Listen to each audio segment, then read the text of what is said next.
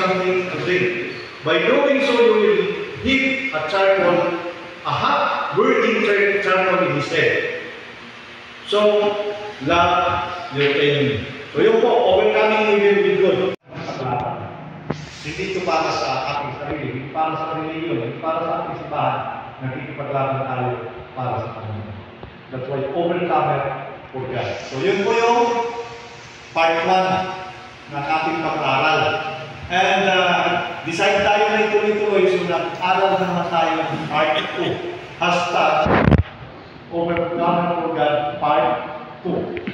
So doon na umpisa na naman yung ating mga pag-aaral sa overcoming. Ang una nating inaral is overcoming weakness with strength. Paano mapagtagumpayan ang kahinaan ng kalakasan. Maraming mga selected Bible verses tayo tinignan, pero ang sabi natin in this lesson, we discovered what it means to replace our human weakness with God's strength.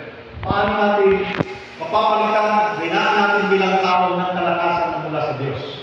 And doon sa pag-aaral natin ngayon, ito yung ating pinag-aralan. Sabi natin doon, we download God's strength from His Word. Nakakakuha tayo ng kalakasan na mula sa Diyos sa pamamagitan ng kanyang salita. Kaya napakalaga, in fact, meron tayo yung additional lesson dyan ng kahalagaan ng salita ni Lord. Then, we download God's strength from worship. That's why napakahalaga ng pagsamba.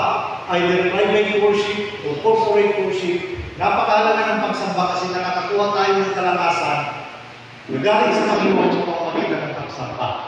Also, in this class, we download God's strength by waiting. Nagkakaroon tayo ng kalakasan para sa Panginoon sa pamamagitan ng paghintay. Inaral natin na, wait upon the Lord. Sabi ko, Lord, they that wait upon the Lord shall renew their strength. Ang mga naghihintay sa Panginoon, sila ay binibigyan ng bagong kalakasan. Lilipad sila na parang kanila, tatakbo sila na hindi mapapagod. Sabi ko sa Psalm chapter 30, Isaiah chapter 40, verse 31. And also, we download God's strength through weakness. Sabi ni Paul, may kahinaan si Paul. Maraming beses yung nanalangin sa Panginoon, alisin yung kanyang weakness. Pero sabi ng Diyos, my grace is sufficient for you. For my power is manifested in your weakness. Nakikita ang kalakasan ng Panginoon sa ating kahinaan. So, yun po ang ating inaral sa overcoming weakness with strength. Sana review ito. Ano? Review? Or first view? Or no view?